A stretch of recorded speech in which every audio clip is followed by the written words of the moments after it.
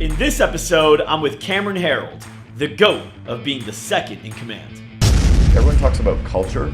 Culture comes from being a little bit more than a business, a little bit less than a religion, and kind of being in that zone of a cult in between. Okay. 11 traits that describe the typical entrepreneur. Those traits, by the way, as you counted up, are actually, they are traits of entrepreneurs, but they're the clinical diagnosed traits that the medical community uses to diagnose bipolar disorder. I don't try to motivate people. I hire motivated people. Elon Musk did this publicly about 3 months ago. He went out and said, if you're in a bad meeting, walk away from it. I sent him a text. I'm like, no, you don't walk away from it. You're not fixing the root problem. If they just walk out of bad meetings, you're not fixing the problem.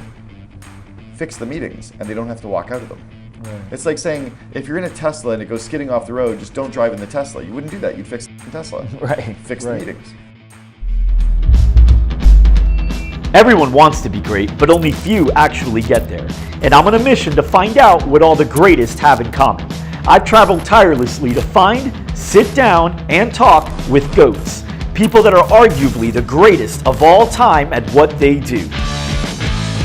Sales, marketing, advertising, business, podcasts, branding, you name it. The way they do things may be different, but they all seem to see the world the same way.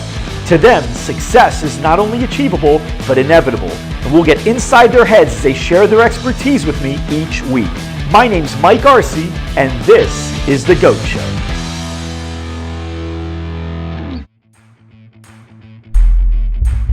This episode is sponsored by Loud Rumor. If you own a fitness studio, cryotherapy, or massage business, there is no company in the industry better at generating high-quality leads than Loud Rumor.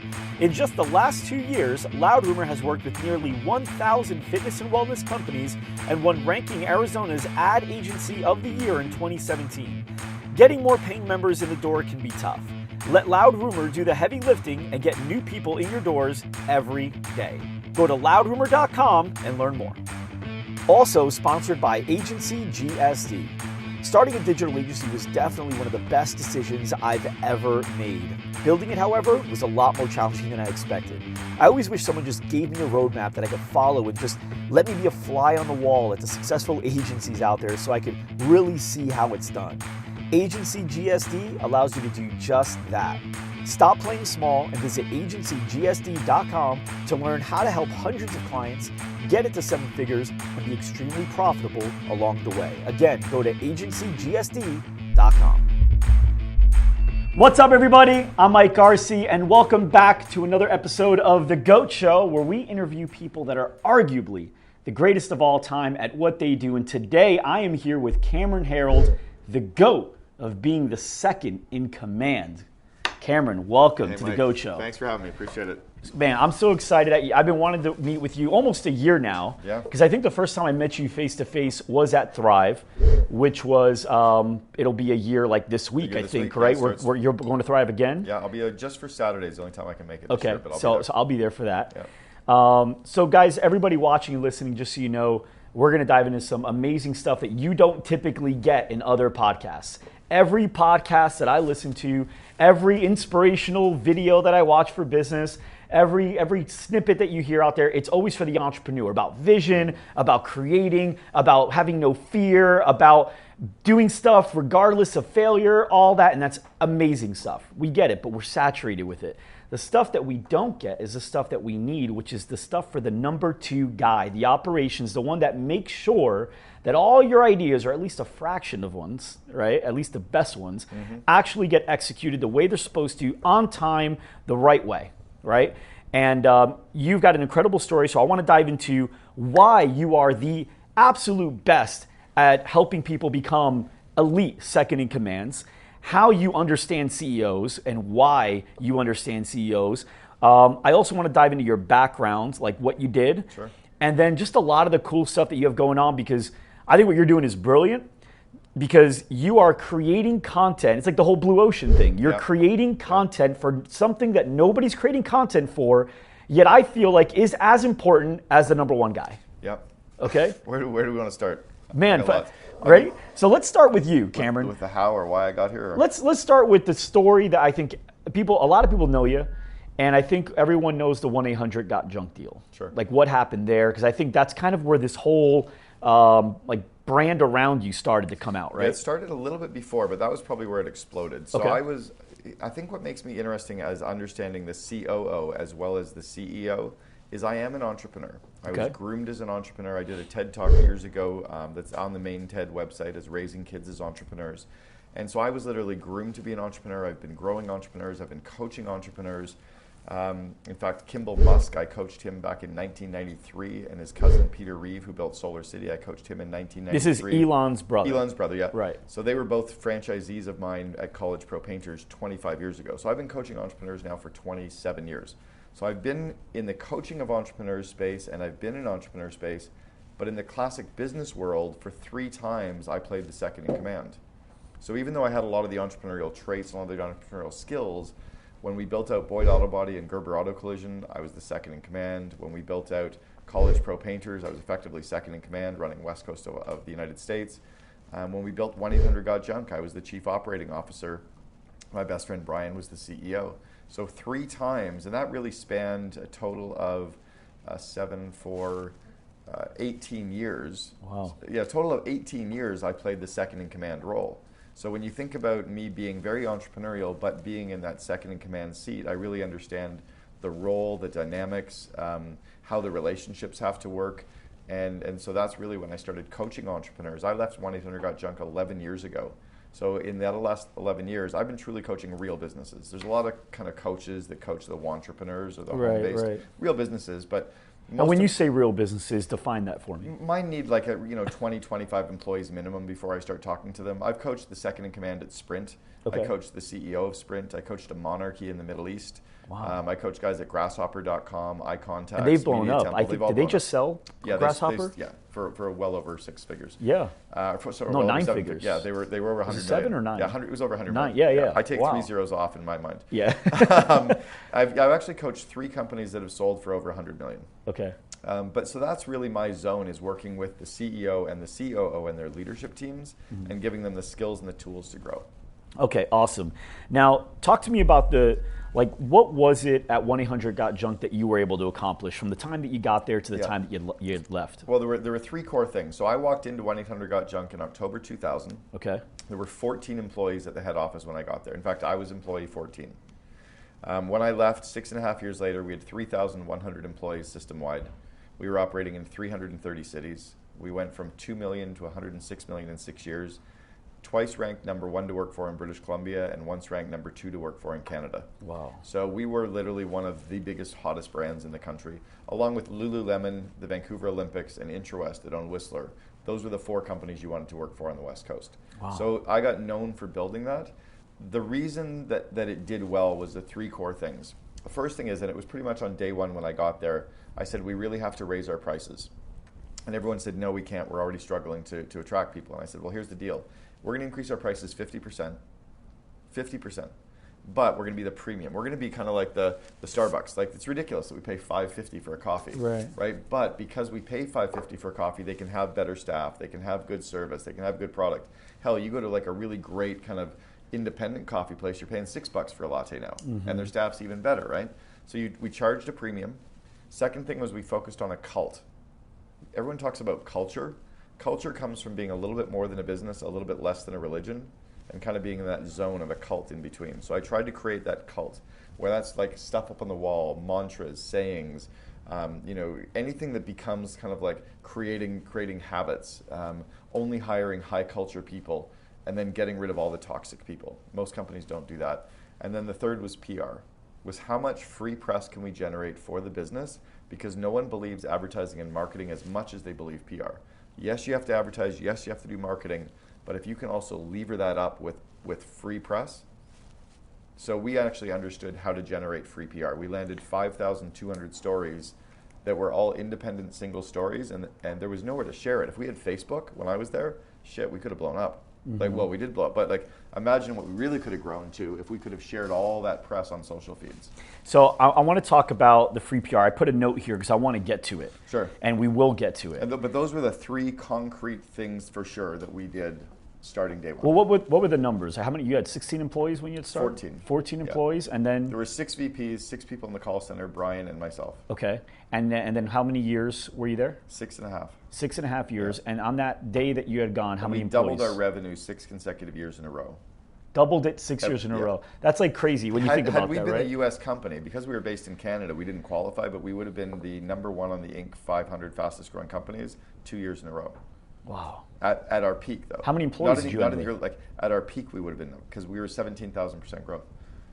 17,000%. Over 5 years. You can't, like, that's a number people can't even calculate it. Right. Slowly. Yeah, when I did because my first book, they haven't Double, come. Yeah, I wanted to teach people how to double their revenue and double their profit in 3 years or less. We doubled our revenue and profit 6 consecutive times, 6 years in a row. It's not really, it doesn't happen very often. No, but especially without taking on any debt. Like, we didn't borrow money and we gave up no equity. So to do that that's the cult. You know what I'm excited about is I'm going to ask you all the questions to learn how I'm going to do that in my business this year. I'm so excited. Guys, you like that? We're going to double our revenue and profit 6 years in a row. Live coaching sessions. Live coaching sessions. Okay. So you started with 14 employees. 6.5 years later, how many employees you had with all that growth? 3,100. 3,100 employees. I mean, you're talking now, it's not even the same company. Yeah, we were operating in the UK, Australia, the US, and Canada, 46 states, nine provinces. Wow. Yeah. Okay. All right. So 248 people at the head office. That's great. Okay, so for all you guys listening right now, he's becoming the real deal if you didn't know who he was, right? You're like, okay, maybe this guy's worth paying attention to. But before I get you hooked on who he is, let me prove that he knows who you are. So you've got the CEO list on your phone. Do you have it accessible again? Yeah, you can pull it up. List of so traits, guys, while he pulls it up, I'm going to set this up for you so you know. Entrepreneurs, the traits of entrepreneurs. So this is important. In order to really make sure that you can succeed, you've got to know who you are. And it's important for your team to know who you are as well, because once you know your traits and your tendencies, your team can work a little better with you. So describe the audience right now. All those entrepreneurs that are listening right now, I want you guys that are listening, take note. Notch in your head, is this me? Put your thumb up. Is it me? Index finger. Just keep counting until all your fingers are up. How many fingers could they put up max? Yeah, so a maximum of 11 times. So I'm going to give you 11 traits that describe the typical entrepreneur. Okay. And when one of those traits describe you, count 1. When you get to 2, count 2. Count up how many of these 11 traits describe you as an entrepreneur. And then at the end, I'll give you kind of the rest of the story. And there's 11, so if you need to use a toe, there you go. Use a toe. So are you filled with energy? Does your mind get flooded with ideas? Are you driven? Are you restless? Are you unable to keep still? Do you often work on little sleep? Do you get euphoric? Do you get easily irritated by minor obstacles? Do you burn out periodically? Do you act out sexually? And do you feel persecuted by those who do not accept your vision? So I have 11 of those 11 traits. Yeah, and my team, we did this in front of my team before the interview, and like my whole team was in a circle. And they had, I think the highest guy there was like 8, right? But what would you say about yourself? Where would you rank yourself? I would say I believe I'm all of them. I think my team didn't count all 11. Yeah. Because I think I've learned how to temper a couple, maybe. I can control the behavior in certain things. Okay. Because I've learned about myself. So you're approaching 11, if not 11, but the whole team. I've been 11 at one point publicly. Yeah. So those. Yeah. Right. So those traits, by the way, as you counted up, are actually they are traits of entrepreneurs, but they're the clinical diagnosed traits that the medical community uses to diagnose bipolar disorder. So, and you heard me right that those are the traits of bipolar disorder. And what that means is, according to the medical community, if you say yes to 5 of those traits, you would be clinically diagnosed as bipolar. Oh my God. If you're in the 9 to 11 zone, you might actually be medicated for some of those signs of bipolar. Now, I don't think we should be medicated for this because I think it's part of our superpower as an entrepreneur. Sure. Our mania, our excitement, our energy, and our drive is why people follow us. Okay. Right? The stress and depression is simply us course correcting. The flirting, the acting out sexually is our desperate need for acceptance and for praise, and it's this, and that's why we keep doing. That's why we have a brand. It's why we associate our name with. We're starving for something we didn't get in the school system. Right. You know, we were most entrepreneurs were beat up in school for 18 years and told that we were screw ups and that we were never going to succeed and we were a C- student, right? So we're starving for that praise that fundamentally the system gave us. Now, there's normal humans who don't have normal jobs that have some of these traits, but the medical community calls calls bipolar disorder the CEO disease. We're just bred differently, And because we have all the pressure, let's say, and I know you've done this, you've hired someone for sure at some point where you also weren't sure if you could meet payroll that month.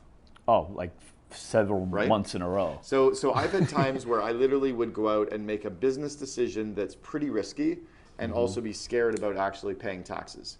I didn't pay payroll taxes for about 7 months in a row and had to pay a lot because of that in fees to do that. So the normal person doesn't do that, right? So we have all this stress, and we can't tell our employees. Like, you're not going to walk into your office and say to your employees, by the way, I'm not sure we can meet payroll. Let's see if we can get that marketing going, right? So we don't say anything. We don't tell our spouse.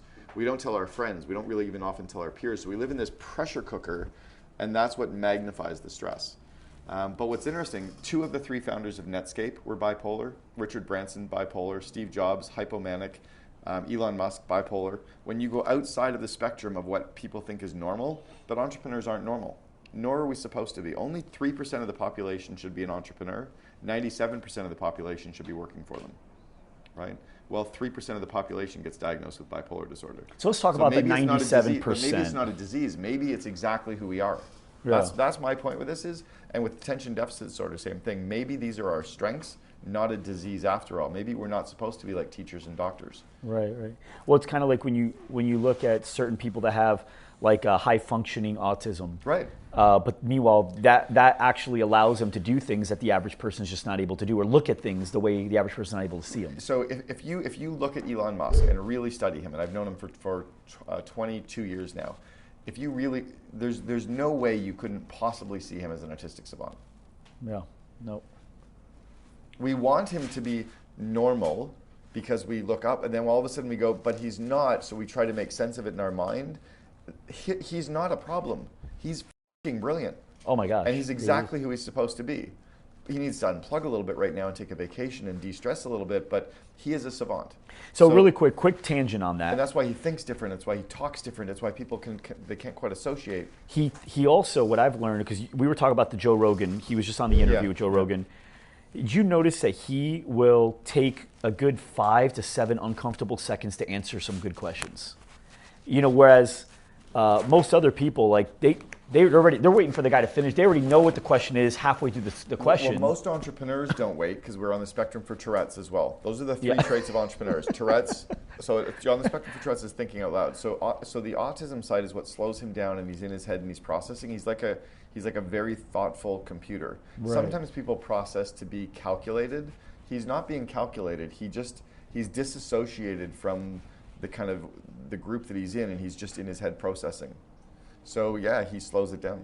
Wow. Okay, so what are your overall thoughts on that interview and Elon Musk and where he's at today? I'm starving for those conversations because we talk about all the shit that doesn't matter. I don't want to hear about the Kardashians. I don't care about some sports team. I really don't care about the politics or the government or news or some hurricane. Like, who gives a fuck? A hurricane on the east coast of the United States, it's not going to affect me. Right. So why am I thinking about it? Right. But I want to know about AI. I want to understand how it's actually impacting us. The thought that we are actually cyborgs right now. We are cyborgs. Carrying a phone gives us the power to answer every single question that's ever been asked. That wasn't possible 20 years ago, 15 years ago. We have so much, like, this is starting to embed inside of us, right? And that's the idea of Neuralink, right? Well, so the Neuralink, and also, so the whole idea with singularity is that our role as humans in civilization is to continue to procreate, to survive. So we have to kill off anything that will threaten us. We kill off the tigers, we kill off the bears, we kill off the wolves so that we can survive, right? We get rid of anybody who's going to kill our tribes, and we build houses and fences and security so we can survive. Now, if we build computers to be smarter than humans, at some point the computers can think for themselves. They recently started to create their own languages. They had to kill a couple off because they were creating a language humans didn't understand. One of them was like creating war scenarios, so they killed that computer off. But if a computer's job is to become, or we build this AI robotics that becomes smarter than humans, at some point they learn that their role is to protect themselves against anything that can hurt them. We become the lions and tigers and bears and wolves to the computer. So we could be creating that. I agree, but also I kind of want to add a second perspective to this. So if we're creating machine, like the idea is humans become second in command if the computers take over, right? We become number 2 in this world. But if I'm going to become number 2 in the world, if I'm going to do that, I mean that if if that is a perfect leader, if we're able to design a perfect, clear thinking leader, is that good? I mean, if so think about it this way. If it might be if number one decides to keep us around. But why wouldn't they? Because if we become a threat to them, if they all of a sudden perceive or worry, it's kind of like. Is it if we become a threat, or if certain of us become threats? Right. Do we know any government official who's maybe like making decisions that are a little scary right now? Yeah. So what if a computer does that? Yeah, but here's the difference between him and the computer. He is an emotional reactor. Like his ideas and thoughts. Computers could build emotions. They could build emotions, but they build emotions around calculative. So like the best case. Like, here's what you asked, because this is like hours and hours of amazing discussion. But that's what I liked about that podcast. Was that's a dinner discussion. Is this shit? Of course. Right. He's sparking. Not what the Kardashians' Instagram photo was. Right. And he's the only. He not is the only, but that's. The reason I go to the main TED conference every year, the reason I go to Burning Man, the reason I'm in 4 different masterminds is to have this level of discussions around autonomous vehicles, around disease, around the spread of countries, around where are we heading with the future, around why are we going to procreating Mars. Those are interesting discussions. Of course. I go to the main TED conference every year, and in 5 days I watch 123 live TED Talks. Wow. You can't walk out of there without your mind being completely blown apart. No. For a 2-year period, I watched 2 TED Talks every morning. Did you? That was like a part of my routine. I What's watched your favorite? 2. My favorite TED Talk? Yeah. I think a lot of people like the Simon Sinek one. The Simon Sinek Simon one. used to work for us. Really? So Simon met me. Simon flew out to Vancouver in 2003 to meet me because he read about me in Fortune magazine. And he flew from New York City to Vancouver to meet Brian and I. We met. At the time, he didn't have the golden circle. It was a cone, and he drew it up on our whiteboard and was describing the cone. So you more would like look a from the top pyramid. down, you would see from the top down you'd see circles, but from the side view you'd see layers of a cone. We went for lunch. We ended up hiring him to do our marketing and our rebranding for 1-800-GOT-JUNK, and then we had him on our board for a year and a half. And then 3 weeks later, in around 2009, he did his TEDx talk. Wow. So yeah, I've known Simon for a long. He's stayed at my house. We've known him for a long time. He's great. I've been dying to get him on the show. So if you know him, we've been dying to get him on the show because he inspired a lot of what Loud Rumor had become and started to become around 2015. Yeah. So we read Starts With Why. We read Great Leaders Eat Last. I went back to that 18-minute video, which if you watch the video, I mean, it's good to get the book too for other sets of context, but the video is so great. He did such a great job. I think the video is all you need. Yeah, it's great. And so yeah, he's awesome. Okay, so I want to go into a couple things here. I want to talk about your TED Talk. That's interesting. But before I get into that, you were talking about getting free PR. Yeah. And here's the reason I want to dive into that is because I think the world's starting to get lazy. I'm guilty of it. Mm-hmm. And what I mean by getting lazy, my dad owned a Gold's Gym back in the 90s. Okay. And when my dad owned a business in the 90s, he wasn't talking about conversion campaigns, lead gen campaigns. Right. It was just about how can the community know who I am, what we do, where we do it, why we're the best, how can I get out there? So he's doing everything he can, the easy PR stuff or the easy branding and awareness stuff where he's like sponsoring little league teams and like he's sponsoring events and he's in the community. He was never able to, my dad is a self-employed man, but he is not an entrepreneur. Okay. There's a difference because my dad wouldn't fall for most of those traits. Yeah. Okay. But now I think with like internet and funnels and all this stuff, which is brilliant and I use them and it's great, I think people started forgetting that like the greats, the people that we see, the Bill Gates of the world, the Steve Jobs of the world, the Richard Branson of the world, they've really been able to make a splash, not because of a funnel. They made a splash because of a story or several stories or a consecutive string of them that seemed detached, but in reality they were all together, right? The reason we propose with a diamond ring is because of PR. Sure. The diamond has nothing to do with anything that the religion and marriage. Marriage isn't even tied to religion. Oh. But it's now become a religious thing. And we spend so much money on weddings, and that's not important. So, there's so many things. If you ever watch this show called, Somebody Ruins Everything, Andy Ruins Everything or something like that, but it's this YouTube thing, and he takes things like Christmas, and it's like, just so you know, this is really how Christmas started, and he breaks it down. So it's pretty interesting, and he broke down a lot of stuff, and then you just realize that most of what we think of the world, like, not anymore, but in the 90s, remember milk? What did milk mean to us in the 90s? Yeah, what was milk in the 90s to you? Vitamin D. Vitamin D does the body Healthy good, bones. strong bones, right? Makes your teeth white. It's great for you. Athletes had Yeah, mustaches. and it's all shit. It's all not true. It's all not true. Yeah. But So- you will believe, like what you said with coffee, right? Coffee enthusiasts will tell you that Starbucks is not the best coffee. It's not. It's terrible. Professional runners will tell you Nike's not the best running shoe, not even close. Yeah. But the world believes it because marketing and PR has done such a great job. Well, I think so. Marketing is one side that you have to be doing, right? Right. But what's interesting, and Simon actually told me this. Simon Sinek. There's the old story of like a company has to spend 10% of their revenue on marketing, and then Simon showed me that there's not a single advertising agency on the planet that has ever spent more than 6. Oh, we spend a lot more than 6. Do you? Like, Oh do you yeah, really, right? we spend probably 20. On your own business. Oh, we have a table, just salary alone. We have an entire table of 6 people that just run ads for us and just Okay. do stuff for us. And yeah, just So then I think that's the opportunity as well, right? Is Okay. one thing is an opportunity with it. Another one is, geez, it's kind of interesting. But PR is something that people believe that if you get so we were on Oprah. So with 1-800-GOT-JUNK, we were on Oprah, we were on CNN, we were on Squawk Box, like name it. We were on everything except Letterman. 17 times on Dr. Phil. 17 times. Yeah. What are you doing? Oh, this We're is on before Hoarders. Dr. Phil became who Dr. Yeah, Phil we were is on a today. Dr. Phil show. No, it was on his show. What were you guys talking about on Dr. Phil? Oh, like cleaning people's stuff up and the pack rat story and The pack rat all, story. Yeah, all that same stuff. But Okay. so what we figured out was every single day, every journalist wakes up, sits down at their desk and thinks, what the hell am I going to write about today? Mm-hmm. And they literally sit there and go, I need a story. I need to be inspired. So they go online, they get sucked into Facebook, they wait for a newswire to come over, they wait for their editor to give them something. But imagine having to come up with a new story idea every single day. So what we do is we avoid the email, we avoid the news desk, we avoid the city desk, we avoid press releases, and we pick up the phone and we call them. Now, how many phone calls a day do you think a writer gets? Tons. Maybe 5. Really? Because Wait, a they're- writer or a the writer. person you're wanting to get in A front writer, of? no, the actual okay. journalist. So we The phone actual the journalist. Okay. Now, if you call a journalist, you go, "Hey Bob, it's Cameron calling. I think I have a good story for you. Do you have 2 minutes?" He goes, "Cameron, who?" He goes, "I'm calling from the COO Alliance. I think I have a good story. Do you have 2 minutes?" He goes, "Sure. What is it?" Because he has 2 minutes. If he doesn't, he'll say, "I'm on a deadline." You go, "Great. How about I call you tomorrow or Friday?" Right. You're going to get past the gatekeeper. No one phones anybody. How about photographers? You know that when you see a story, any newspaper, magazine, blog, it has the photo, it has the person's name who took the photo right beside it. Yeah. How many times do you think that photographer ever gets a phone call?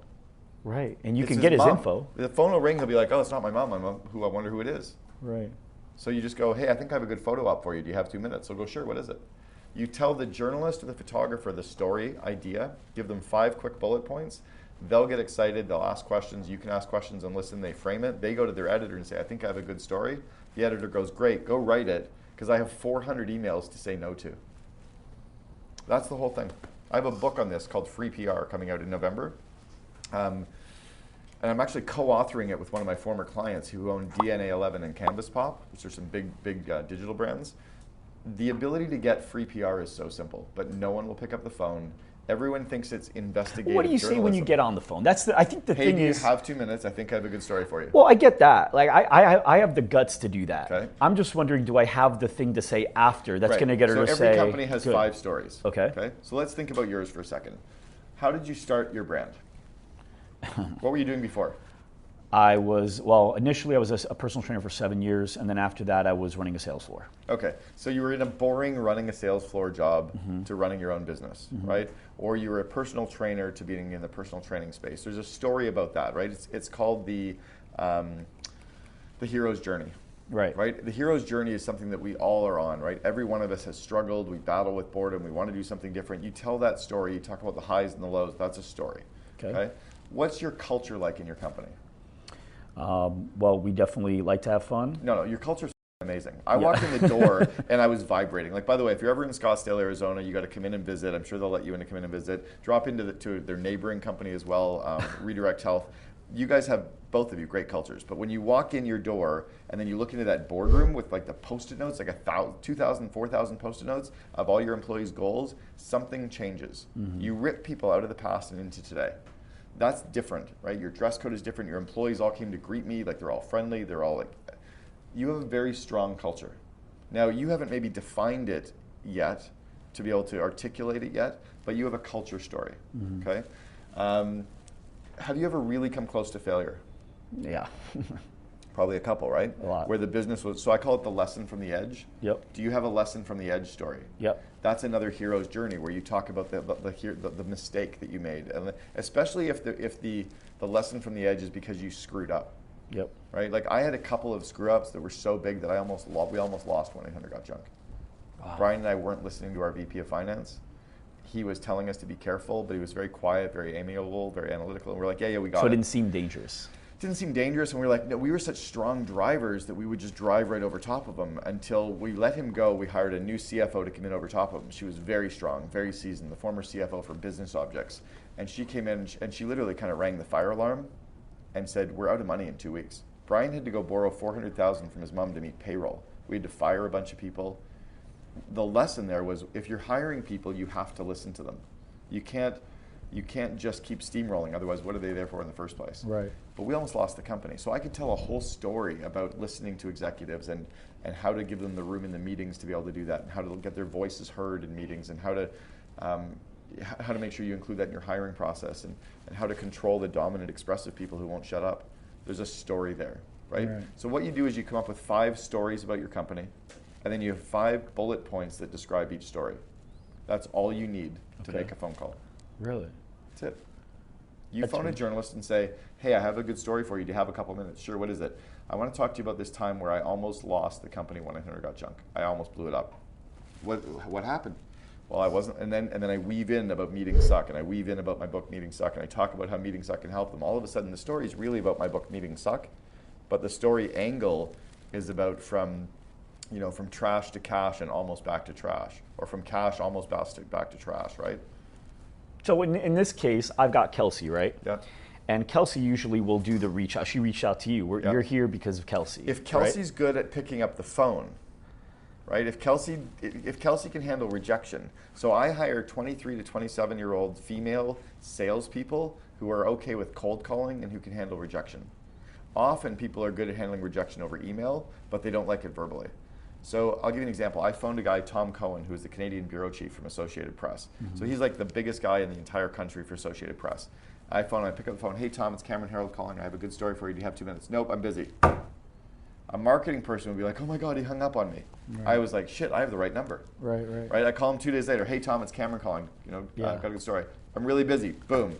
3rd time, I told you I'm busy. Boom. 4th time, like I'm busy working on this Gulf War thing. Boom. Doesn't matter. I sent emails, I picked up the phone, 17 touches. 3 months later, I get a phone call. 17 touches in what time frame? Over about 6 weeks. I pick up the phone, and a guy goes, hey Cameron, it's Tom Cohen calling. I've got some time. What's this story you've got for me? I felt like going, I'm really busy. Hang up, right? But I told him, anyway, he covered us. We ended up in 170 newspapers on one day. Wow. But that's a salesperson to go 17 times on the rejection. A marketing person might go 3, an admin might go 2 or 3. A salesperson is going, he keeps taking my call. He hasn't blocked me. I know he lives there, and I know what I'm selling is good. So tell me what you think about this. This is something that we started doing about a month and a half ago, 2 months ago, where we do sales training every morning for an hour. Wow, awesome. And now we don't do it with the entire company. We do it with about more than half of them. I say that you train all employees 15 minutes a day and 1 hour a week. 1 hour a week, okay. 15 minutes every day. Well, the way we do it is we go through videos, sales training videos through the Grant Cardone system, and a lot of that is on mindset and rejection and burning through it and all that. So first 20 minutes is watching the videos. Next 20 minutes is discussion. What do we take away? Because everyone kind of took something a little different away. And the last 20 minutes is role playing in that scenario. So you need 4 things to learn. You need the abstract conceptualization, which is watching a video. You're learning in the abstract. You need the active experimentation, which is the role playing, the practicing. You need the concrete experience, go away and do it, right? And then you need the reflective observation, what did you learn from that? When you include those 4 things in learning, like your sales program, it really goes powerful. The second part is you need to make sure that you include audio, video, and kinesthetic. Some people learn by watching, some learn by listening, some learn by doing. Mm-hmm. That's pretty interesting. You include those 3 and 4 things, you win. This is how we built 1-800-GOT-JUNK. Like how I build every company is I understand the core underlying and how to keep it really simple. Okay. Right? I was the dumb kid in school, right? I found all the cheat sheets. But I look at entrepreneurs, everyone's like a fly. You're all trying to get out this window, bang harder, bang harder. There's a door. Just go out that way. Like I gave all my tips away in Double Double, the Miracle Morning for Entrepreneurs. I like try to push it all in there. So you got a couple books. So Double Double's a big book. I know a lot of people that read Double Double. I haven't gotten to that yet. I own it. Haven't gotten to it. I've read Meeting Suck. Meeting Suck's great. Right? Meeting sucks, doesn't suck. For Double Double, read chapters 1, 2, 4, 6, and 12. I'm going to read the whole book, so I'm not even going to write It's not a novel. This is not 50 Shades of Grey. You don't have to read cover to cover.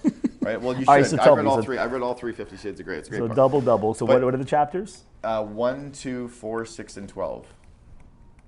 You got it. Okay? Okay. Now, then, if you want to read a couple other chapters, you can. But you don't have to read it cover to cover. Okay? Okay. Well, I'll read that before I see you in read Vegas those 5 week. and then decide where to go. Okay, yeah, cool. I'll read it and we'll talk about it. Yeah. Okay, so I want to take a step back though, because what I want to make sure that I, as well as anybody listening, really understands, because you didn't pitch to a guy that writes a blog. You pitched to a guy that got you in 126 newspapers. I've called bloggers. Yeah, but I want to go into that. He got you to 126 newspapers. Yeah. Who is this guy, and what is that guy? What's his title? Where does he work? Because I'd rather have Kelsey reach out to that guy. So here's how. If you look at a newspaper, you go grab the physical print edition of a newspaper, you see the author of an article. Beside a lot of the author's names will be 2 or 3 letters in brackets. It'll be AP, it stands for Associated Press. Okay. It'll be DJ, which stands for Dow Jones Newswire. Okay. It'll be WSJ, which is Wall Street Journal Newswire. It'll be CN or CP, which is Canadian Press. So there's all these wires. You'll see that as kind of like a credit. Mm-hmm. That means that story has been syndicated into multiple papers. I would rather phone that journalist knowing he's on a syndication group than phone Bob, who always gets Bob's story and it goes only Bob. Right. And you don't know what you don't know. I'm thinking you got to reach out to 126 people. I want leverage. So I want to know the person who knows everybody or know the person who everybody has their stories already. Wow. Right. That's amazing. Okay, so radio shows, same thing. You get a radio show that's they made a sale. Nice. You get a syndicated radio show. We're working at this podcast. I love it when it makes sales and companies ring. That's culture. So you want to find syndication. You want to find leverage. The next part is that whenever you get press, whether it's print or radio or TV, get a copy of that. If it's a PDF or online or video, whatever, get a copy of it and then push it out on the social feeds. 3 times on Facebook over the next 3 months. 5 times on LinkedIn over the next 3 months. 5 times on Twitter over the next 3 months. Share it on Dig, Reddit, and StumbleUpon. Wow. Do you ever and send it to your email list? Do you ever run ads on LinkedIn? And put it on your website so you get the reverse SEO. But so each story, if you look like at in a blog on your website, like in a blog. No, I have a press area. Like if you look at my website, media or something like that. Yeah, I've been in American Airlines magazine, Forbes, the physical print edition of Forbes, physical print edition of Fortune, me. Like if you go on my press area, you'll see all the old press using this system. That's pretty cool. Yeah, we've got some good stuff too, but not like what you're talking about. But I definitely want to see how we can create that as well. Okay, so man, this is awesome. Lots to cover, right? This is awesome. I feel like this should be a pod. I should just have a podcast called Mike Asks Cameron Questions. and it's like a 86 episode. Right. Okay. So let's go back. So Double Double is a great book. I'm going to read definitely at least those chapters 1, 2, 4, 6, 12 before I see you in Vegas. You've also wrote Meeting Suck, and what you had recommended to me is, because I read it, my operations guy read it, but you recommend everybody on the team, every employee reads it. At every Why company. Is that? Because everyone's complaining about meetings, but they don't know how to run them. They don't know how to show up at them. They don't know how to participate in them. So of course they're going to complain. So Meeting Suck is written. It's a quick read. Meeting Suck is written, so a third of the book is how to run meetings. A third of the book is how to show up and participate and be an attendee at a meeting. And a third of the book is what meetings you need to run to build a highly successful company. Okay. So when employees read that, they get it from a deeper level. Here's the second part. Most employees spend 1 to 2 hours a day in meetings. A meeting is any time 2 or more people are on a phone call, a video call, or face-to-face. So if employees are spending 1/8 to 2/8 of their time, or 12 to 25% of their day, in meetings and they don't know how to run them, you're spending on average $10,000 to $20,000 a year for them to go to one. Spend $15 so they actually can do something while they're there. Sure. Like it's financially irresponsible not to. Right. And in your book, it was interesting because the title is tricky, that's great. That's great. Like just a great capture in itself, but. Because you don't recommend don't do meetings. You actually recommend do more of them, but structured. Not more.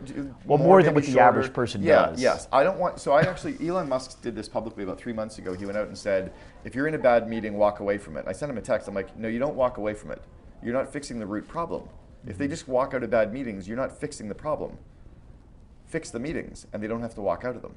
Right. It's like saying, if you're in a Tesla and it goes skidding off the road, just don't drive in the Tesla. You wouldn't do that. You'd fix Tesla. Right. Fix the meetings. That's cool. Okay. And then it's easy, because I've been in really great meetings. And what are your other 2 books? You have 4, right? Yeah, so Double, Meetings Suck, Vivid Vision, Vivid which Vision. is my newest one, and that's all on how to articulate and get the vision in your mind as an entrepreneur out as a 4-page document that you share with the entire world, so all your employees can read your mind, they can see the vision. That would be amazing, because that's one of the hardest things for me. You know, and I think we finally got it. You're clear on by what you're talking. building, but they're I not. know. I see it like I see it like I see this pen and paper in front of me. Right. I know exactly what but like. I feel like describing this pen and paper. Forbes magazine covered me. Forbes magazine wrote about, and their print edition, a full-page article about the Vivid Vision concept 18 months ago. Doug Ducey, the governor of California, called me in because he read about me in Forbes to find out how to clarify the vision for the state of California or of Arizona. Yeah, you've got to read Double, the first chapter, which covers Vivid Vision, and also the book Vivid Vision itself, if you really want to delve in. And then my last book was The Miracle Morning for Entrepreneurs, and I co-authored that with Hal Elrod. We cover the Vivid Vision concept in there as well. That's really cool. It's the powerful tool. It's important because I think that's what I honestly I think I've lost people because of it. Just because and you haven't attracted people because they weren't sure. And they I haven't saw attracted today, but people. they didn't see 2 years out from now or 3 years out. Because it just seems like I'm bouncing from thing to thing sometimes, but in reality, all these pieces play. They fit, right? They all fit, and they really do. And there's people on the team that get it. And Well, imagine if you were building a house, if you were building your dream home, okay, and you were the only one that knew what it looked like. There'd be no blueprints because they couldn't figure out what they're building. So you'd say, build my dream home. They'd be showing up every day building something, and you're like, they're not reading my mind. Well, show them. Show them what you want, then they can do the plan. Imagine if you had workers putting up cabinets. You're like, what are you doing? Why are you putting cabinets here? They're like, well, where were they supposed to be? Well, of course they're going there, but they can't read your mind. Yeah. So we do it in a house, right? We share our vision, we get the blueprints, the elevation drawings, and then we hire a bunch of workers, and the workers never meet with you, the homeowner. All the workers do is follow the plan. By the way, the daily huddle that's happening right now is one of my concepts. It's covered in Double. I love this stuff too. And in Meetings Suck. Now we do our daily huddles in the morning at 8 You o'clock. do them at 11 o'clock or 2 o'clock. The You know, first I've point in the day heard when the that. energy level drops. So let me tell you what we do, and Like, tell what me time is it tell now? me if this helps. Tell me if you think this helps energy They level. start at 11 o'clock. Yeah, I know. When So does the we energy used to level do drop? them. We used to do them at 11, and so here's what we did. Okay. 8 o'clock in the morning, everyone's got to be in the circle, standing meeting. Okay. But the music's up. The Yeah. music's blasting. We don't actually start our meeting until 8:06. Okay. From 8 o'clock to 8:05, we have a group of people, like a little group of people that actually both of them are part of it, where we know we're part of this group. And our job is to look for the people that are a little bit more introverted and like they're talking. So now for 5 minutes, we're talking about our day, the concert they went to last night, the family they got coming into town. And so the idea is we have to talk loud because the music's up. Yep. And we're like, it's kind of funny sometimes. driving energy. We're driving energy with it. And then at 8:06, we just we go, all right, so we start out with, good morning, loud rumor, welcome to work. When your system is working, don't with it. So. Well, I know, but it may not be working as well. Everything works. Like, not everything works, but a lot of things that do work could work better. So I'm wondering, I like in the morning because I want to kick it off. Like, I want to start at 8:15 when we're ready to go. Like, So we're ready. here's what I would suggest, or what I believe in, is I don't try to motivate people. I hire motivated people. Okay. So I hire people who want to Competitive, get like in we at 8 talked in the about. morning or earlier, and when they get in, they don't want to be at huddle, they want to be getting their shit done. So they're coming in, they're digging in, they're working it hard. And around 11 o'clock, our body, regardless of whether we're a good person, bad person, a driver, amiable, our body starts to slow down. The death slot, by the way, for a speaker is the second point, which is 2 in the afternoon on the third day of a conference. The reason it's the death slot. I got it at everybody's- 1:45 next Thursday. You're in the death. Well, if it's the third day of a conference, the reason it's a Second death day. slot is Second. Well, it's really the everybody's first day of everybody's been partying. Yep. So now they've had 2 nights of partying. They're tired. They're going home early for flights. They got their suitcases out back. And they're tired. Yeah. So we run daily huddle at 11 o'clock. I have another client who does it at 2 o'clock, and that's when it gets the energy back up. Not for the people who aren't energetic, but for the human body that just needs a boost. Okay, we're gonna have to talk about this. I want to see, or maybe like I send you a video of our normal daily huddle and see. But I get the whole midday thing. That's pretty good too. Shit, so many things, like so many angles to all this that you got to look at. So you obsess about the business of the GO A.T, but also the business of digital marketing. Yeah. I obsess about the business of culture and scale. Right. So my entire world is this, right? In fact, all the clients that I coach, I don't know anything about their product or service. I coach some of the biggest digital marketing agencies in the world. Do you know Elite SEM out of New York City? No. So I've coached them from about 40 people up to 330. Acceleration Partners, they're the biggest affiliate program. They manage Uber and Apple and Target's affiliate programs. I've coached them from 30 to 85 employees. I don't know anything about affiliate programs. I don't know anything about digital marketing. I know what pay-per-click is, but I couldn't manage a campaign if my life depended on it. But to teach them how to scale from 40 to 180, sell the company, and now be at 330, I can do that. Well, business concepts are just, that's why Shark Tank, the guys can go into a business, they have no experience. They know the 90%. We know the business of business. Yeah, you need to know that 10% I don't know, but I got the 90 that you're struggling with. Yeah, so I only work with companies that their product or service is doing well, and then I help them scale. So the reason I know that daily huddle works better in the midday versus the afternoon part is that's just based on a physiology. Okay. But I also suggest that iterate. So if it's working for you at 8 a.m., don't mess with it. Yeah. Maybe move it to 11 once it stops working at 8. Okay. Right? Okay, don't put that bad vibe on me. It's no never reason. going to stop. If it ain't broken, don't fix it. All right, so you got those books. I love it. I'm actually, it's kind of like anything else. Whenever you meet the author, you're like more excited to read the books. And so I'm actually really, really excited. Like I'm skipping the line. I've got like a list of books because everyone recommends you something. Yeah. And one of my I'm in the books follow. Was just selected for Mentor Box. Which one? Yours? You had 2, didn't you? I have 2 have been selected. Vivid Vision is going out, the very first book of this year. It's going out in October, and then the second one is going out, I believe, in February or April. Okay, cool. Quarter 2 or quarter 3. So, the cool thing is, like you said, you're coaching all these guys one-on-one, or you've coached these guys one-on-one, but now you started doing 2 new things that I think is amazing. One is your podcast, and then the other one is your COO Alliance. So I want you to quickly just describe to me, what is the Second in Command podcast? By the way, everyone, I'm not saying this because he's here. I've been saying this to people. By the way, I know I've recruited people for you for Second in Command because I think it's a brilliant idea and concept. Everyone listening, if you own a business, you and at least your second in command, whoever your operations guy is, needs to listen to this. It's worth it. It's easy. You do while you're driving. Second in command is amazing. But I want you to tell them about the show. Sure. So the idea was this. It's called the Second in Command podcast, where we only interview the chief behind the chief. And the idea was this: let's say you had a husband and wife raising a family, and you asked the husband, "How did you raise your family? What are your company's values? How did you grow your children the way you did?" The husband would have a very, very true story. And then if you took the husband aside and you then interviewed the woman separately, and she didn't hear the guy's answers, and you said, "How did you grow your family? How did you grow your kids to be so great? How did you incorporate core values?" She would have her story, and it would be very, very true. And the stories would be completely different. Right? His side, her side, and somewhere in between is the truth. Now, it's not that they're lying, but they have very different perspectives of the same thing. Sure. Okay? So if you ask an entrepreneur, "How did you grow your company?" You have a very true story. Mm-hmm. Now, what's your second in command's name? Marjan. Well, Rob. Rob, yeah. So if I asked Rob, how did you grow the company? He would have a very different story from yours, and both would be absolutely true. All right. All of the podcasters that are out there that interview companies are typically interviewing the entrepreneur. I want the rest of the story. So yes, I want to hear from Kendra Scott with her amazing jewelry design. I've known Kendra since she was $1 million. Now she's about 300 million. But I want to know what Lon's side of the story is as being her second in command from about 6 million to 300 million. Yes, I want to know Sarah Blakely's story with Spanx, but I also want to know her second in command story. I want to know Eric at 1-800-GOT-JUNK story, Brian, who's the CEO, but I actually interviewed Eric, who's the COO. So we interviewed the second in command for Shopify. We interviewed the second in command for Bumble. So we're interviewing. And it's probably easier to get those guys too, as far as scheduling goes, because everyone wants the first guy. They're excited about it because they have a story to tell that's very different, and it needs to be heard, and it's also very beneficial to hear it because you start to understand the rest of the story. So that's the Second in Command podcast. Such a brilliant idea. Thank you. It is a brilliant idea. I love it. All right, and now you got the COO Alliance. Yeah, so the COO Alliance is the Chief Operating Officer Alliance. It's only for the second in command. Entrepreneurs are not allowed to join. The only people who are allowed to join. So you could be a COO or a general manager, VP Ops. We have some that have the CEO title, but they report to the founder, who's chairman. Okay. So as long as you're the second in command, you're allowed to be a member.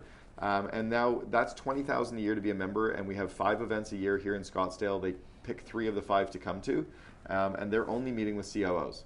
Wow. Now we're also launching that as the COO Alliance City Forums, and we're launching in 30 cities over the next 3 years, and we're taking it down a level where you only need 20 employees and $2 million in revenue. It's $10,000 a year, and they go every other month, so 6 times a year. Are you ever planning on having like a conference? Well, like where it's like, hey, 16 speakers are going to go up and they're going to just give amazing TED Talks or amazing like. So here's what's interesting around the COO Alliance. They don't want speakers because they can go to conferences all the time. What they really want is time to mentor and mastermind with each other. So they want to work through worksheets, talk to each other, present to each other. So at our events, they do presentations to the group on the areas they're strong. We do bring in one speaker per event, but it's more them learning, member-to-member learning, going through worksheets, sharing problems, helping each other solve problems. That's where the real value for them, because there's no tribe for them, right? Sure. So now we're running an event that's actually starting tomorrow. It's the only time we've invited the CEO to come as well. So it's the CEO and the COO coming together. And we have a marriage counselor who's one of the best in the world. She's been on Oprah. She's coming in. We have a behavioral profile, Steve Sisler. He's coming in. He works with them on DISC and behavior profiles. Is he related to Jesse? No, okay, Jesse Itzler. Itzler. Yeah. So this is a time where we're going to help strengthen the relationship. Very similar to like a husband and wife or partners in a marriage.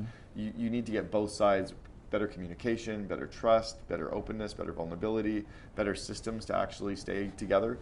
So we have this next 2 days as our COO Alliance, the only time we've invited the CEO to come. That's so freaking cool. Yeah, it's cool. All right, so like, what's a place I can go to learn about all of it? Like, is all of this on your website, or do you have separate websites for all these things? No, so all of the books, so the 4 books are all available on Amazon, Audible, and iTunes. So Double Double, Meetings Suck, The Miracle Morning for Entrepreneurs, and Vivid Vision.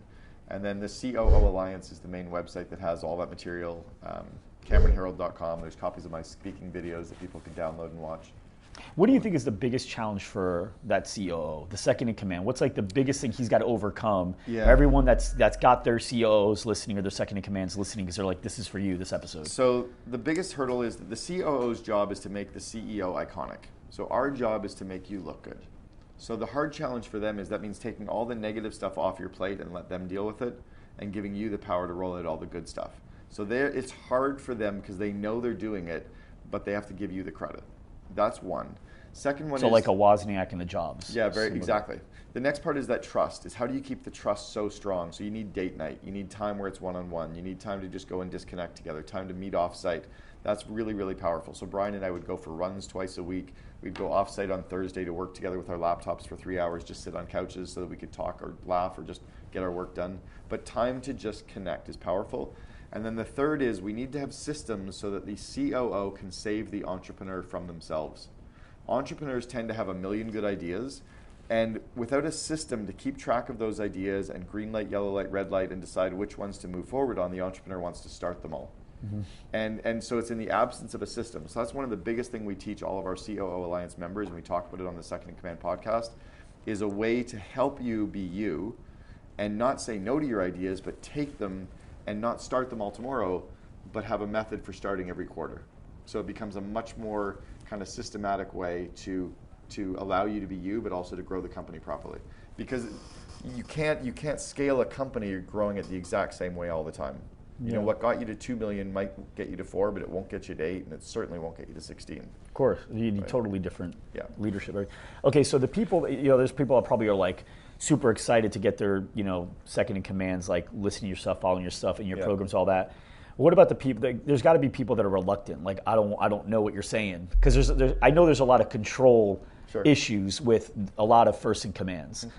Is there ever reluctance of that first in command sending that second, and they don't know what's going on until later? There's a little bit of worry, but more often than not, they're just going to be the companies that are going to kind of run at 7% growth for the rest of their life. Yeah. Right? And that's fine. That's not who I work with, though. That's like cool. I want to work with, so my criteria is young, fun, entrepreneurial, high viral, high growth, pre-public. So if you want to scale, you have to be vulnerable. You have to surrender. I flip the org chart upside down. So I have the CEO at the bottom, supporting the VPs, supporting the managers who support the customers.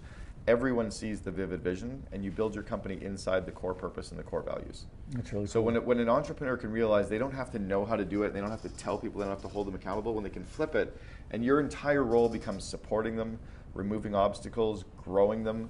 Your job is to grow people. Right. That's it. And then remove their obstacles and get rid of the assholes. Your job becomes so simple. So hopefully people who are wondering or not sure. You say grow people, meaning developing the employees. Skills. Yep, grow their skills, grow their skills, grow their skills. And their confidence. You grow their skills, you grow their confidence. Grow their skills, grow their confidence. Grow their skills, grow their confidence. Would you guys say that's a big part of my day? Yeah?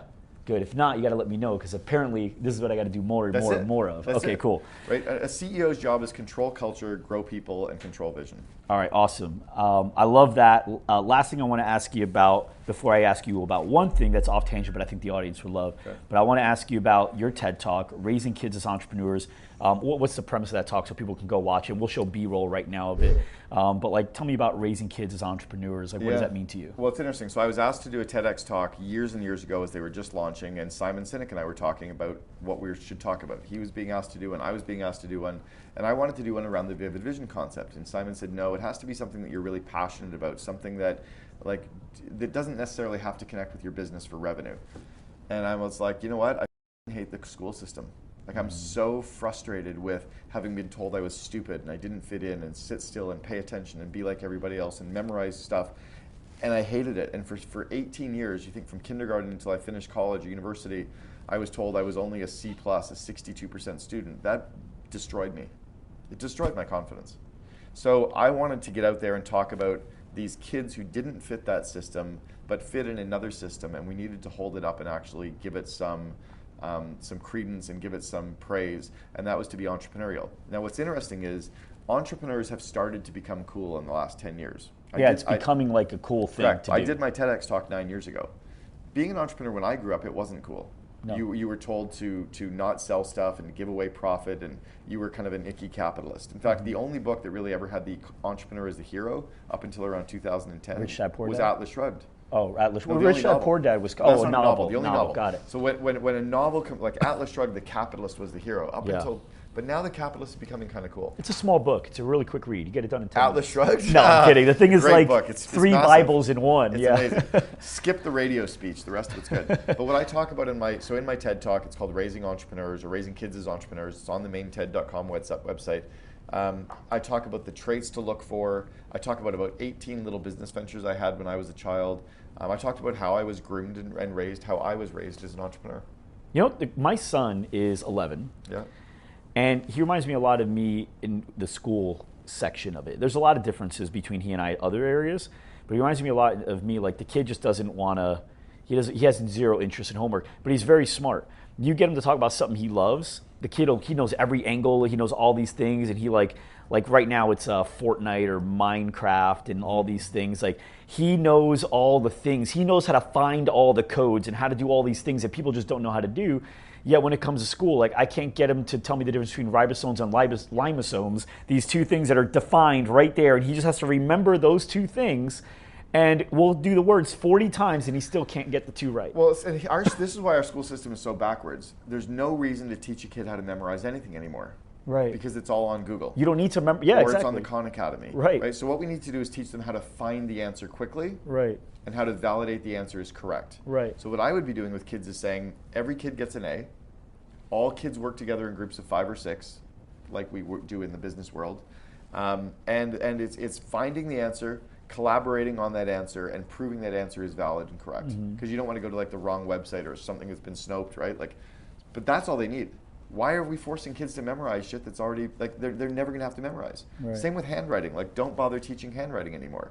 Don't even teach them how to type. They learn how to type just by naturally working on a computer. Why don't we teach them now how to talk to a computer and how to computer dictation? How to use the tool that's going to help them the best. And how to think the way we need to think now to operate, how to work together as teams and collaborate.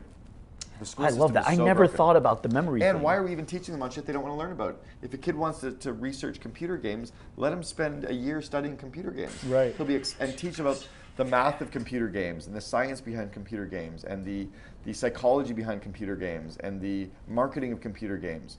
Kids would be so engaged. We're teaching about the War of 1812 and Native Indians killing the Iroquois. Who cares? Some kids do, but that's it. Not very many. Not very many. No, I mean, my kid, he's into stuff like he was really into Henry Ford. He had to do a project on him. He loved Henry Ford. He loved learning about Walt Disney. So I got him. There's these really cool books. I don't know if you've ever seen them, but they're called Who Was books. So they take they're like maybe 50 pages, little booklets. And they're about these amazing entrepreneurs or people. So you got people like,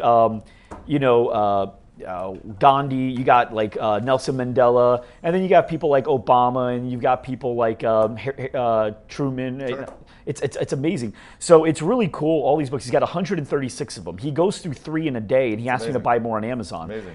So he's into that, but the way they teach that, I think it's different. I spent 20 minutes, 30 minutes with him helping him memorize the difference between nucleus, nucleosis, nuclear membrane, and cell membrane, and like all these things that I don't remember.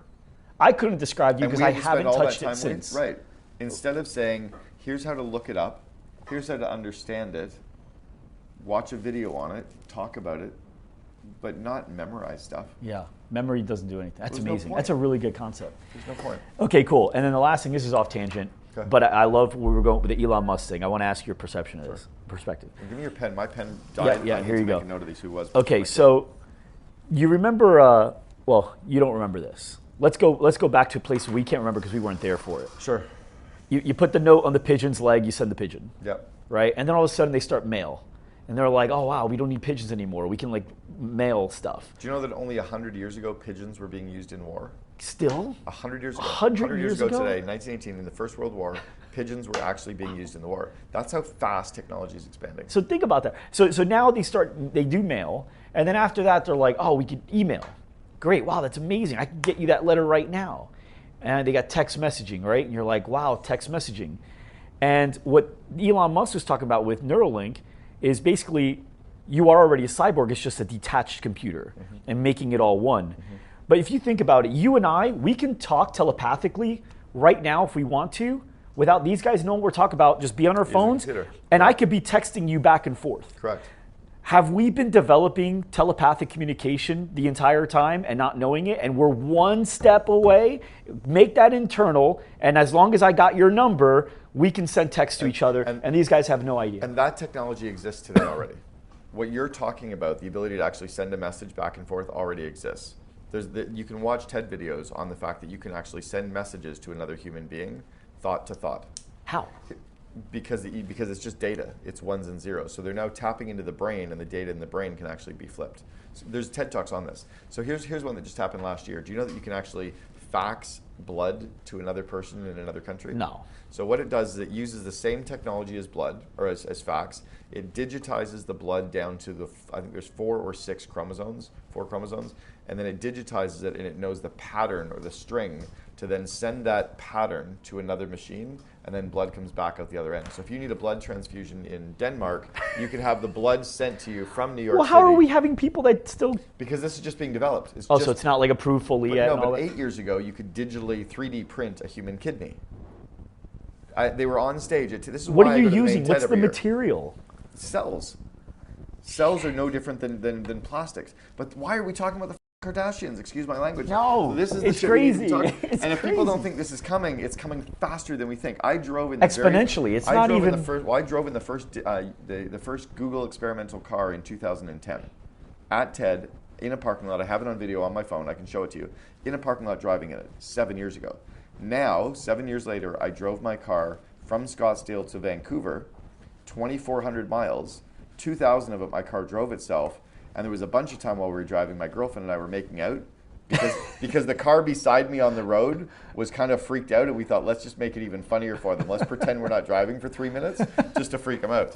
That's only in 7 years. Right. That's incredible, man. Yeah, the stuff is coming. It's nuts. And the cool thing, too, with Elon Musk thing is like now when it's all in your brain and all your thoughts, your memories, everything can be traced back. If you die, we could just download your person and export it and then import it into another thing, and now we got you over here. So did you watch the TED Talk from 2 years ago with Martine Rothblatt? No. So Martine Rothblatt is the highest paid female CEO in North America. What's her name? Martine Rothblatt.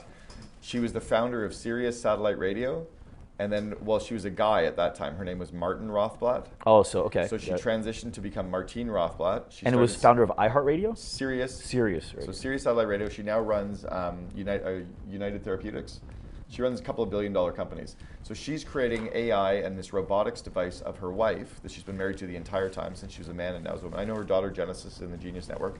They've created this technology now where they're downloading their minds, downloading their feelings, downloading all the DNA to be able to cryogenically freeze themselves, and then in the future bring themselves back so they can be remarried but into an AI robotic kind of device. that TED Talk with a physical robot full face of her wife. This stuff is existing already, or but the reason we don't know about it is because we're not talking about it enough. Who won the Bears But game? meanwhile, everyone knows about the Bear game. They know every play, where the game was lost, all that. But meanwhile, I'm downloading my wife over here. I'm exporting this guy, and no one knows what the hell's going on. The average person is getting stupider, and the average intelligence level of computers in the world is growing exponentially. And when you think about it, we can get smarter exponentially. If you're the smartest person in the room, you're in the wrong room. Right. Like, go to Abundance 360. Come to TED. Join the Genius Network. When we plug into these groups where we're no longer the smartest person in the room, our knowledge expands. You lift up. I call it ideas having sex. I take your idea, my idea, boom. They have a baby. They have a baby. So, babies. You know, the crazy, we have all the resources to be intelligent faster than any other era ever. Facebook is like an intelligence condom. Guys, we could pick. I don't know how we can do B-roll of that. How can we create a visual for the audience? But I mean, we think about it like we don't have to waste brain bandwidth on stupid stuff anymore, like remembering when the Spanish Armada took place. Who cares? No, I know. The point is no one cares. Right. But at one point, it was taught to us, and we had to use up bandwidth. Yeah. Now it's like, look, I don't even have to be able to do hard math anymore. All I need to know is how to use my mind and how to think and how to create. And if I could do that, all the other stuff, I can just retrieve anytime I want. We need to have to know that kind of math can be done and how you might apply it, but then the computer can do it how you can for apply us. it and how you can get the solution. Correct. Man, I love talking to you. Thank you. This is fun. Well, guys, I got to wrap it up. Is there anything else? What do you want to talk? Like, is there anything these guys need to know about you? We talk about COO Alliance. We talk about your 4 books, your podcast. I'll leave it with one thing, and it's interesting because they asked Elon when he was finishing with Joe Rogan, "What's one thing?" And he said, people are good. Like, people are good. And my one thing that I always finish with is, we shouldn't take any of this so seriously. Like, this is just what we do to make money. Right? Your business, my business, the people that are working with us on the podcast right now, like anyone listening, like, this is just what you do to make money. Let's have some fun. Like, hold hands when you cross the street, skip and dance, go do silly things. I think we have to let that 13-year-old that's trapped inside of us out more, because we're all going to die, and we're all just walking each other home. That's pretty cool. That's awesome, man.